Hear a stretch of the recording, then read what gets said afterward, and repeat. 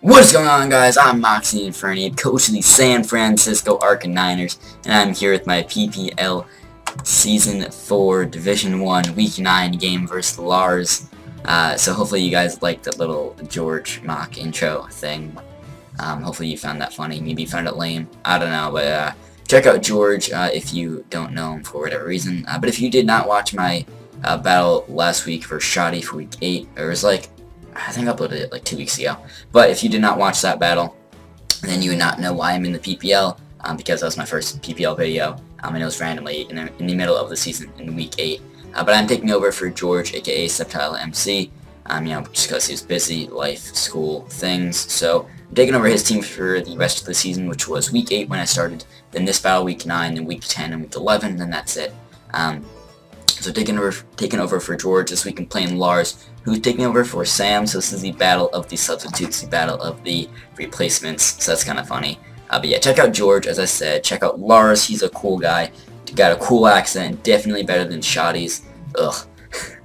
And check out Kelly. He recorded my battle again. He's a cool guy. Awesome. Check out Rogue. Awesome Jenner. He's just very consistent. He's always there. Just, what a guy. Rogue's just a hero. He also gens, actually no, he did not gen Lars' team, but he was available too, if he needed to, but he did not. But, so, my team here, you can see that I'm bringing Azumarill, Jirachi, Typhlosion, Drug Trio, Porygon 2, and Mega Absol. So actually, let me just go over my team just in case if you don't know it, or my whole roster. I have Jirachi, Salamence, Azumarill, Dugtrio, Mega Absol, Porygon 2, Midnectric, Hitmonlee, Typhlosion, and Frostlass. So actually, last week I had Mega Sableye, but I dropped that for Mega Absol because, I don't know, I'm not a fan of Mega Sableye. I knew that going into this, or going, into this season, or when I was taking over. I knew that going into this, the rest of the season, I guess, when I was taking over George's team, that I didn't like, and I don't like Mega Sableye. But I thought, you know what, I've never really used it, so I'll give it a try, and I don't know, it's just awkward. It's kind of cool, but it's just not for me. So I dropped it, picked up Mega Absol, who's a cool mon that I've wanted to try, and I think is really cool, really nice and dandy. So I'm going to try out Mega Absol for these last 3 weeks. Not sure how much I'll bring it, but it should be pretty cool. So I'm just going to read off Lars' team. I think I'll put Lars' team on screen here. But it was very tough to build for. It was definitely a really good draft by Sam. It was just really tough to build for. Just really good synergy. It's just tough matchup. But he has Starmie, Sylveon, Roserade, Mandibuzz, Talonflame, Mega Aggron, Haxorus, Scolar, and Lantern. So I'll probably put that roster on the screen there. So I'm just going to briefly go over my team now. So first off, we have Azumarill. This was a pretty cool set. We have a Perish Trap here, Azumarill. We have Leftovers as my item, with Whirlpool, Perish Song, Encore, and Play Rough. So we have a very weird mix of EVs. We have some speed. I think there's enough speed to outspeed anything that speed creeps Porygon 2. Or if he puts like 4 speed into a Sylveon, because Azumarill is base 50 speed, and Mega Aggron also is base 50 speed, so I want to outspeed that. I think he might carry a bit of speed, but hopefully I can still outspeed that, because I have a good chunk of speed in my Azu. Then I can outspeed anything that might want to speed Porygon 2, because that's base 60, so I have just enough to go over those Pokemon. Then I have a really weird mix of attack, I'm Adamant, and then some HP and defense.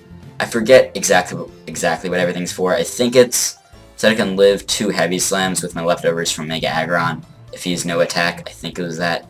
But yeah, just Encore is nice. That's mainly for, well, if I'm in any situation against Mega Aggron, which I might be, because I plan on leading with Azu, and he sets up Stealth Rocks, then I can Whirlpool on that turn, and then Encore him the following turn, then he'll be locked in, he'll be trapped in and locked into Stealth Rocks, which is just phenomenal for me, because then I can just Perish Song and then just beat him. That'd be awesome if that works out. And then Play Rough's just nice for Mandibuzz, and it can help check Mandy, which is really scary, really good for versus my team. Next I have a Scarf Jirachi, which can hopefully help check the Talonflame, because that thing's just really good, really scary. But I have Thunder Punch, Iron Head, U-Turn, and Stealth Rock with a Choice Scarf, as I said. Enough speed to outspeed. I think Haxorus was his next fastest thing, so I just speed crept that. So I'm almost max speed there. And then I have Stealth Rocks on this, because it's just nice for Talonflame, and if I can pressure Mandibuzz and stuff, that'd be really helpful. Thunder Punch, I feel like it's my best option for Talonflame, as Jirachi does not get Rock Slide, or, I mean, it gets, like, Ancient Power, or, like, HP Rock, but I didn't want to be mixed, because, I think if I have, like, max attack, then Iron Head does more to physically defensive Sylveon than if I have max special attack from a Flash Cannon. Even still to a physically defensive Sylveon, Iron Head will do more. So I wanted to be physical, and I didn't really have too many good special options, as I think like HP Rock or Danger Power does not do much more to Talonflame anyways, so I figured Thunder Punch is nice, also it's Mandibuzz, it's cool, and I can still have Rocks on Rachi if I need to set them up. Yeah, the next I have a Banded Typhlosion, which is pretty cool. This thing's nice too, it's a good Wall Breaker, as I mean he does have Lantern to switch in, or maybe Starmie, but I have Flare Blitz, Earthquake, Wild Charge, and Quick Attack, so I don't really need that last move slot. But Flare Blitz is just really good stab versus team. Wild Charge can out-pressure potential switch-ins like Starmie, Talonflame, or a Water Absorb Lantern, and Earthquake is mainly meant for Lantern. And I guess it's a pretty safe move versus team, barring Mandibuzz and Talonflame. So that's cool. Then I have a physically defensive Porygon 2 with a bit of speed. I just have 20 speed EVs. I think I'm speed creeping anything that wants to, like, if something wants to speed creep me, then I'm speed creeping them, or, I don't know, I forget exactly what that's for, but I have a bit of speed on that with Charge Beam, Tri Attack, Ice Beam, and Recover. Trace there, which is nice for a Lantern, or mainly that, maybe Starmie. It'd be kind of cool. It wouldn't really be that helpful, but it'd be kind of cool to trace Sylveon's Pixelate, and then I can have Fairy type Tri Attacks, which won't really help me, but it'd be kind of cool. The next we have a Mega Absol here with just 3 attacks. We have Knockoff, Stone Edge, Fire Blast, and Hone Claws. Now this is the first and probably the last time that I'm running Fire Blast in an Elite game. I normally, always run Flamethrower, because Fire Blast is bad. It is. Don't do it, kids. But I have Hone Claws, so, you know, if I can boost my accuracy, then I don't have to worry about Fire Blast missing, and I feel like I need the extra power from Mega Aggron. It's just really helpful. Then Stone Edge, I have a Rock Slide because I have the Hone Claws, and that gives me a little bit of confidence in these moves that have lesser accuracy, because at +1 accuracy, I will be guaranteed to hit them, so that's nice. Unless if he's bringing, like, Bright Powder, but I don't think he will.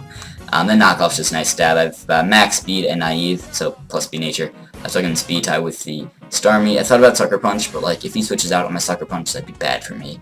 And I thought about Pursuit, but I don't know, I just feel like I couldn't really fit it into my move slot there. The next, in my last slot, I have a Focus Sash Doug Trio with Stealth Rocks. Again, I'll explain that. Then Earthquake, Rock Slide, and Toxic. So I have Stealth Rocks on this because I don't feel too confident in Rachi getting rocks, and I didn't really need anything else in that 4th move slot on Rachi anyways. But I feel like Doug Trio is a little more reliable and a little better of a Stealth Rocker in this game. And rocks are going to be really important, mainly for the Talonflame. They're also nice to weaken down and pressure the Mandibuzz, which is just very scary. Toxic helps for Mandibuzz, maybe a Lantern, maybe a Sylveon that does not have Heal Bell. He might not bring it, I don't know. I'm not sure if he will have Heal Bell on the Sylveon. That could be a toss-up there. He could be Calm Mind. I don't know, we'll see how that goes. Then Earthquake, Rock Slide is just nice stab and coverage for his team. So that's my team there. Hopefully you guys like it. As you can see, he brings Talonflame, Starmie, Mandibuzz, Lantern, Sylveon, and Mega Aggron. So he actually brings the 6 I expect, which is kind of cool. But my plan is lead with Azumarill here, because I anticipate the Mega Aggron lead, and I can go for the Whirlpool first turn, and then hopefully Encore him the next turn on the Stealth Rock. So that'd be pretty cool if I can get this plan to work out and trap and kill the Mega Aggron right from the start. So he does lead with Aggron, as I lead with Azu, so things looking okay, they go to plan. So I figure, alright, he really has no reason not to click Stealth Rocks here, so I'm going to go for the Whirlpool here, just to trap him in, and I guess get off a bit of chip damage here. So I go for Whirlpool, as I said, like 3 times, but he actually outspeeds me. He goes for Stealth Rocks as I expected, but he outspeeds me, so that's scary. So I will pause it in a sec after you see the damage, but I was really scared and, a little curious as why he outsped me. He had more speed than me, I know. That's why he outsped me.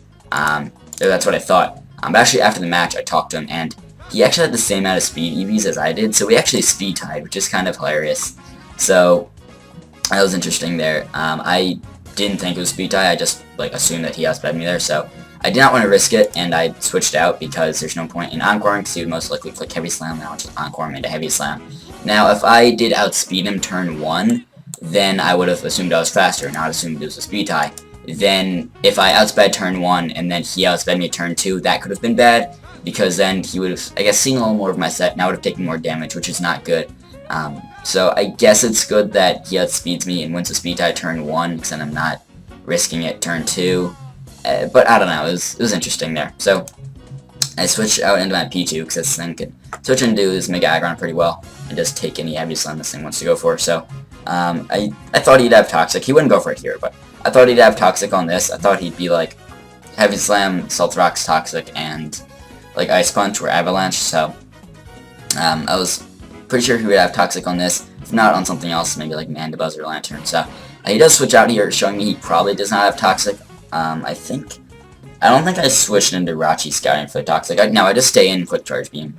I guess just hoping he doesn't have Toxic. Or I thought, I could have gone into Rachi, but like, there's a good chance he also goes into this. So it's not good if I go into Jirachi here. So he brings a Mandibuzz, which, threatens me out. And even though I get the boost on the Charge Beam, it still does nothing. But from that damage, I can tell that he is specially defensive. That's actually really good because I have more physical attackers this week. And with him being specially defensive, I can pressure him a lot more and just a lot more easily. I can pressure its Mandibuzz, which is really, really nice. So that's really good for me. So here I can switch in my Azu. The knockoff, or maybe Foul Play, probably knockoff here. To get rid of my Eviolite is pretty obvious. So I go into Azu. I don't want to lose my lefties, but it's okay. It's not a huge deal. As he does just go for knockoff. Does nothing anyway, so that's kind of cool. So Azu comes on in. He's still pretty healthy, which is nice. But taking these Stealth Rocks damage is really starting to hinder my team a bit, and I do not have rocks up on his side of the field. So I want to try to set up my rocks as soon as I can. So he brings an Aggron here as I expected, and I think I pulled a double. I think I clicked play. No, I pulled the double. I am getting a little ballsy here right from the start, but I go and do this thing because, why would he stay in? He didn't have a whole lot of reason to stay in. I am taking Stealth Rocks damage, though. Stealth Rocks damage, though, so that's not good for me. I do Trace the Filter, which is kind of cool, but it doesn't really matter because he doesn't have many fighting moves on his team. Maybe from like Golurk if he brought it, but he didn't bring it. Maybe this thing could have had Superpower or something. But he didn't have many fighting moves on his team, so it wasn't a huge deal anyways.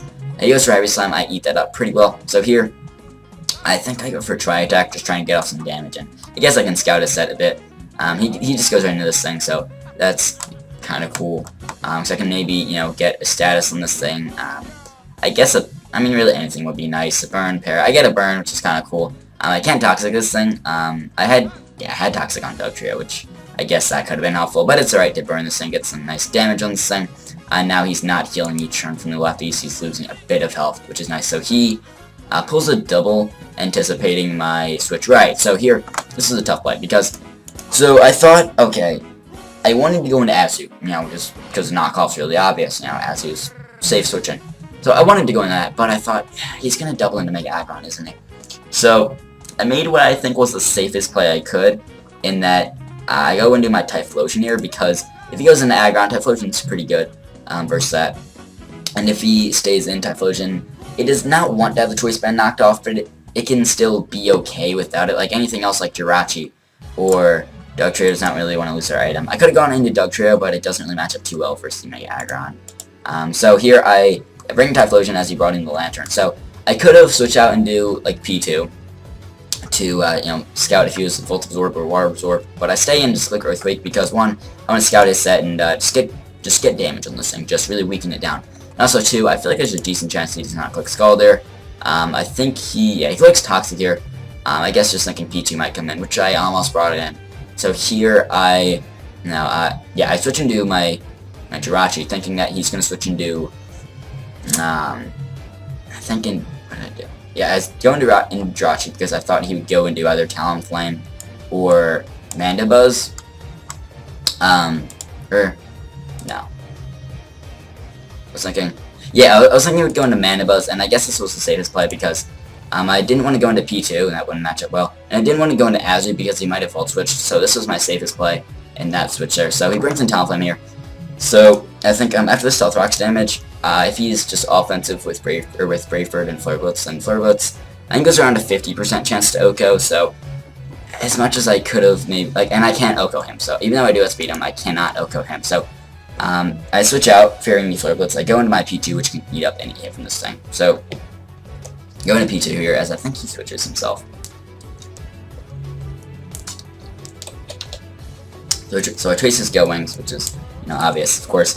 So here, here he switches into his Lantern, just I guess scouting for an electric move, or maybe any rock move. Yeah, so he was just scouting at that point. So he goes for Scald, because so actually in his commentary he said he kept going for Scald here because he was fearing me going into Dugtrio on the Volt Switch, and then I could trap that thing and just kill it with Earthquake. So he was playing kind of aggressively here by just clicking Scald a lot, and I guess, I mean, I guess I wasn't really fearing it Toxic too much, even though I saw it earlier. I guess I wasn't fearing it, or maybe I thought, you know, he'd keep clicking Scald and eventually get a burn, which he does here. So, I don't know, maybe I should have been fearing Toxic a little more, but I don't know, I just thought, you know, I could have beat this thing 1v1, but just try attacking, try attack, you know, a little process there. So he does eventually click Volt Switch, knowing, alright, he's stubborn, he's going to stay in, so as I do stay in. So I will get back to full health here as I do recover, I think, as he brings in Man Buzz again. So brings in Man Buzz on my recover, I believe. I really want to get up this Stealth Rock Soap because that would help pressure his team immensely. Really, this Man Buzz though, because this thing keeps coming in for free. It's losing a bit of health each turn thanks to that burn. Thank you, P2, for getting lucky and getting that burn in the try attack earlier. Thank you. But still, this thing is healthy. It probably has Roost. We've seen, I think, Knockoff and I think just Knockoff actually. Have we seen Roost? I don't think so. I think just Knockoff. So we go into my Dugtrio here, thinking maybe I can go into this on the Knockoff, and if he goes into Aggron, you know what, I can just get my rocks here. So I go into the Dugtrio here. I take a bit of rocks. I break my Sash, which is unfortunate, as he taunts me actually. So that's kind of bad because I wanted to go into this thing to set up my rocks, and now I cannot set up my rocks. And Rock Slide does not take it home. Or I think it was a roll. It might have been a roll, but he could have just healed up on this turn. So I figured, unless I get the flinch, which I don't want to play for the flinch, you know, I don't want to do that. So I figure, you know, he can just heal up, and I'm not gonna win that war 1v1 unless I flinch him a bunch. And I don't even have my, I have my Toxic, but I can't go for it because, you know, that thing's burned anyway. So he gets back to full health, so yeah, slightly under because of the burns. That's a little helpful. So we go into my Azu there, just because I figure free switch into Azu on the Roost. So here he goes into his Aggron as a Whirlpool here. Because chip damage on this, and just it's nice to trap something, which can end up being Aggrons here.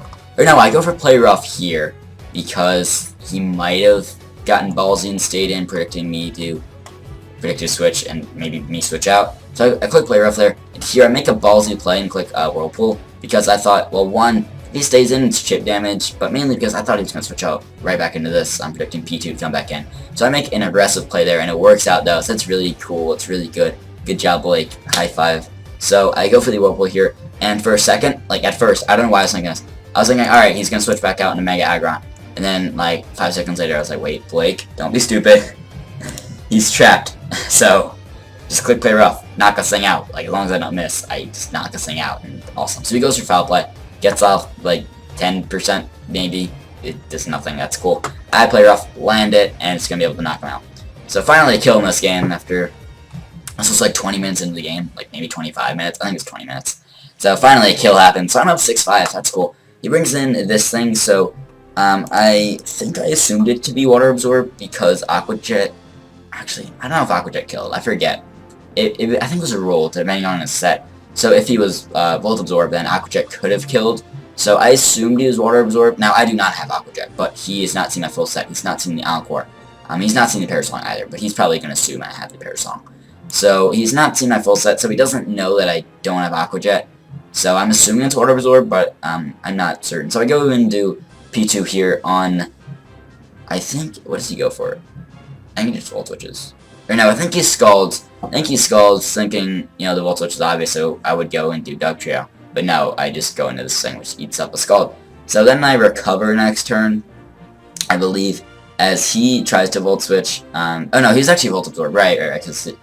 yeah, I'm not sure if Aqua Jet would have killed. I don't have it anyways, but whatever. So yeah, it doesn't really matter that he went for the Volt Switch there.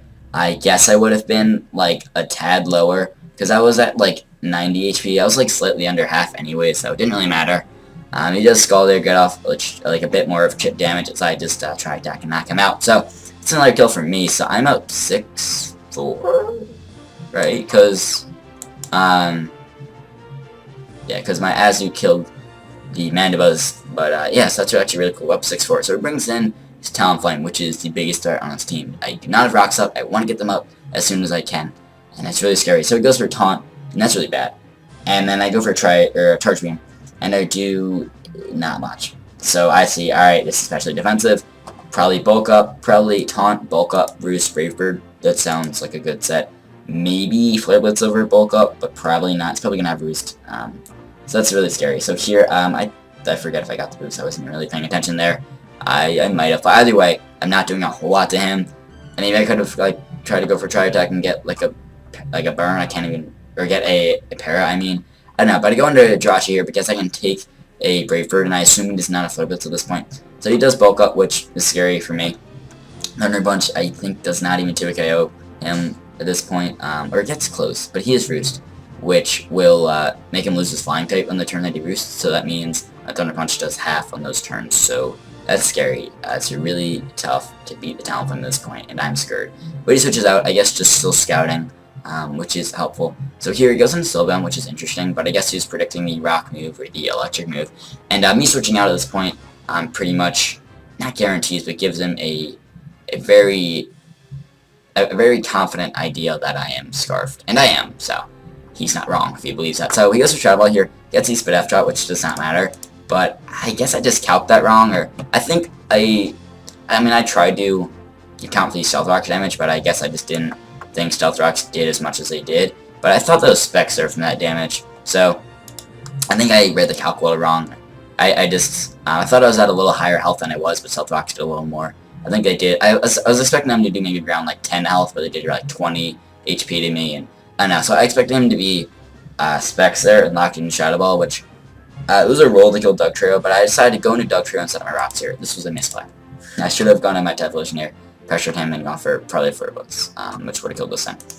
Now, Stealth Rocks are nice for Talon, but he still has Starmie in the back, which can spin, and like I was thinking about that, but I guess I just wasn't worried about Starmie, because like, because P2 can switch on that, and I think Absol can check that, but still, I shouldn't have, like, because I brought this thing in, expecting him to be locked into Shadow Ball and just knock me out, or does roll knock me out, but probably knock me out with that, and even if he didn't, I would have died to Rocks if I had switched out and came back in. So setting up Rocks here and like sacking off my Dugtrio is not a smart play, because it is a very high chance that he's going to be able to spin those Rocks away, so I would need to set them up again. So this is really bad how to play that. Now I do still have Rocks on my set, or my Scarf Jirachi, but he's not specs. He killed me with that. So I was a little confused. I was like, oh, maybe I'm just dumb. It didn't really matter. Because I mean, there's a chance to die to Shadow Ball anyway, so it's alright. So I bring in my Typhlosion here. I wanted to click Wild Charge so bad, predicting the Starmie switch, and I really wanted to. But I thought, you know what, like last second I was like, you know what, I've been playing pretty aggressively. And he's going to predict me to play aggressive and potentially stay in, maybe switch into Aggron here. So I thought, you know what, I'm going to make a safe play. Just the straight up, straightforward play. Just attack what's in front of me. Going to do that for once. Going to clear Flare Blitz, which will knock out the Sylveon. So I do go for the Flare Blitz here as he goes into Aggron. So at first I was really scared when I saw that he switched, but it's just Aggron, not to Starmie. So that's good. I was really scared, because if I went for Wild Charge as he switched into Starmie, that thing's dead, and he can knock out rid of Rocks, which is phenomenal. But I do his Flare Blitz, and he actually lives this. Doesn't matter, because I knock him out with the next one. As I think now I'm in Blaze range. Yeah, I am now, so that's kind of cool. It's not going to matter a whole lot, though, as I take, like, 5 more damage, maybe. I don't know. I take a little bit more. I take 9, whatever. So I do still live these Stealth Rocks, as they do, like, I forget the exact number. They do, like, 35 to me. What was the number? 1/8 of that. No, they do. I can't do math right now. I don't know. I can live Stealth Rocks with like 5 HP left. That's all I remember. I forget. I was not thinking math here. So I switched into this thing on the Rapid Spin. I should have switched into P2 here, because this would give my P2 a chance to live the following Scald or Slash Shock or whatever, and then heal up, because he would not have the Analytic the next turn. So I should have gone to P2 here. I go into Absol thinking, you know, I can take the Rapid Spin and then just outspeed and kill him with knockoff. Unless he's max speed in that case, it's just speed tie. Then I realized, like, right as I click to switch into Mega Absol, oh no, like, I have to Mega, and on the turn that I Mega, I have the same speed stat as normal Absol. So I want to outspeed this thing. I don't have Sucker Punch. Maybe he's going to fear Sucker Punch, but after seeing that he's not Life Orb, and, actually, yeah, we've only seen Rapid Spin, but after seeing that he's not Life Orb, I thought maybe he's Colbur. He could be Scarfed or something, he could be kind of bulky, but I assumed he's Colbur. He could have been maybe Evo, but he goes for Dazzling Gleamer and outspeed, so even if I did a Sucker Punch, it would not have knocked him out, because he actually was Colbur indeed. Yeah, we see he's not Life Orb, which we would have seen from the Rapid Spin, and he's not Scarfed or something, so yeah, we know, or we don't know, but I assumed he's Colbur. He was. Didn't it didn't end up coming into play. So I played really poorly there with my Mega Absol. So here I bring in P2, as I think I recover. I might have just clicked try attack here. I forget exactly what I did. I think I recover. If I recall correctly. Yeah, I do. So I can stay healthy because 2 skulls would have killed me there. So, yeah, I just heal up. I'm pretty healthy now. I'm around like 75% after the burn, which is cool. I sees that like full health or like just under full, which is really scary. And I'm like, crap.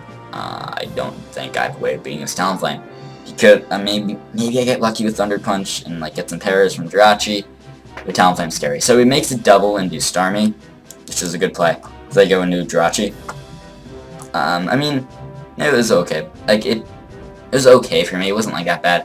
So here, I guess, yeah, he gets an analytic boost from the switch. Because I go for U-turn here. He could have gone for Thunder Punch, but I did not want to take so much damage from his Scald. And I wanted to try to keep my Jirachi as healthy as possible for the Talonflame. So I go for the U-turn there. Does a lot. So from that, I see that he's not bulky. He's definitely offensive, so I'm thinking, yeah, he's Colbur.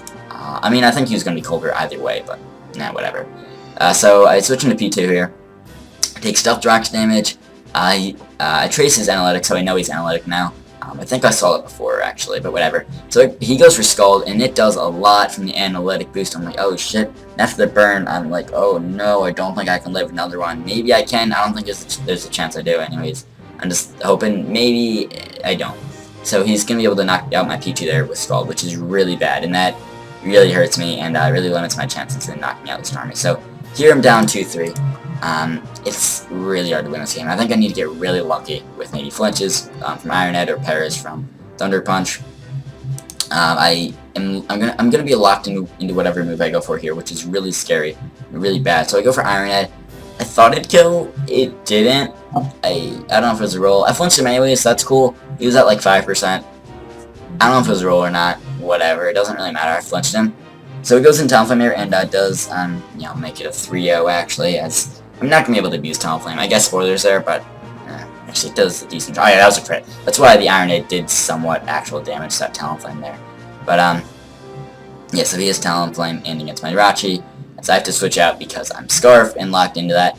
And pretty much, unless I try to play for hacks and get insanely lucky, I'm not winning this game. Stealth do 38 to my Typhlosion, right? So Typhlosion does live with Stealth Rocks, but doesn't really matter because this thing just knocks me out the following turn. Anyways, it's at +1. It could keep setting up on me. I think I clicked Wall Charge here just in case if you wanted to set up or Roost or something. That was my best play anyways, so maybe Earthquake predicting Roost, but if he bulked up again, Wall Charge is my best play. Whatever. So he does brave for knock me out, so I need to get really lucky with Jirachi at this point, and I'm not going to play for hacks, because I need to get, like, insanely lucky, and, like, para him and get a bunch of full paras, because with his Roost, which will be going first because of the Go Wings, I can't really beat him. Also, his favorite will, you know, go first because of the Go Wings, so I really don't have much of a chance. It doesn't really matter, because when he Roosts, you know, he loses Flying type, and my Thunder Punches do half what they do anyways, so they do nothing. I mean, here they'll do a decent chunk even at +1. They do like around half, but he can Roost that damage off and beat me 1v1. So, spoilers, his Talonflame's going to be able to beat my Jirachi here, and I'm going to lose him a 3-0, which is unfortunate. It was really it was a lot closer than that 3-0 score indicates. I mean, really, because I should have killed Starmie or something at the end, but I was dumb and clicked Iron Head. I should have clicked Thunder Punch or U-turn and knocked out Starmie. At least made it 2-0. Doesn't really matter because I'm not going to be champion anyways, or I don't think I'll be relegated. I don't know if I'll come back next season anyways, so that doesn't really matter. But, so we're going to go down in a 3-0. I think he could have won earlier in the game when he had Talonflame, but he was just scouting, which is smart on his part, so good job on Lars' part, as we were going to go down to 3-0, as I said, as this part's just back and forth, and, you know, he just drew, Spraver, whatever. So, GG to Lars, GG indeed. This is a long battle and a very long video. It's not trying to make it as long of a video as last time, because last video was like 30 minutes. This one's also around 30 minutes. I didn't go over my team like that long. It was like, took like 7 or 8 minutes for the intro, which is like, a little long, but it's not too bad. But like, this is a long battle. It went down to like 15 or 20 minutes, so it was a long one. Yeah, I think it was like 15 minutes left on the battle timer, so it was definitely very long. I forget how many turns, probably like around 40. I don't know, I don't bring like that bulky of teams. Like, I bring some walls, I bring some things. Like, this team, it had sort of bulky Yazoo, and like, I mean, I had like a bulky P2, that was like a wall. But outside of that, I had a like really offensive team, but like still it was a really long game. Like I don't know, I just always have long games. I guess because like switches and things, and I don't know, I have long games, even with like kind of offensive teams. I don't know, it's interesting. But GG to Lars, definitely check out Lars, awesome dude, very good in the format. He did really well in GBA Season 5, and still did okay in Season 6. He had a lot of close matches that could have gone either way. But yeah, check out Lars for sure. Sexy German accent, definitely better than Shoddy's decent accent. But yeah, so thanks to Kelly for recording, and Rogue for joining again. Next week we play Paul, Coach Lee of Thunderbolt and Wanderers, aka Paulie Mac. He's a cool guy, so we're gonna be battling him next week. I'm not sure when that battle's gonna go up because like we're already like late on schedule, so there's no like upload date like they're supposed to be, but we're already really late, so it doesn't really matter. So I'm just gonna upload that video versus Paul, that battle, whenever. I'll see how that goes. Hopefully you guys like this video. Hopefully you like the face cam and stuff. That's cool. Hopefully I'm not doing too terrible. Even though I've lost both these games, they're still kind of competitive. You know, I'm keeping them kind of close, which that's good. You know, I haven't gotten totally like destroyed in either of these games. And you know, even though Bulk Up Talonflame swept me, it was a Spadef Bulk Up Talonflame, I just didn't have much for it on my roster. I could have maybe done a little more in my team building, but I don't know. It's just really hard to beat that with this team because I don't have a rock type, and it's just really difficult. But thanks to Lars for battling, to all the other people I thanked, and I'll see you guys next week, or next time. It's not weekly uploads, but next time versus Paul.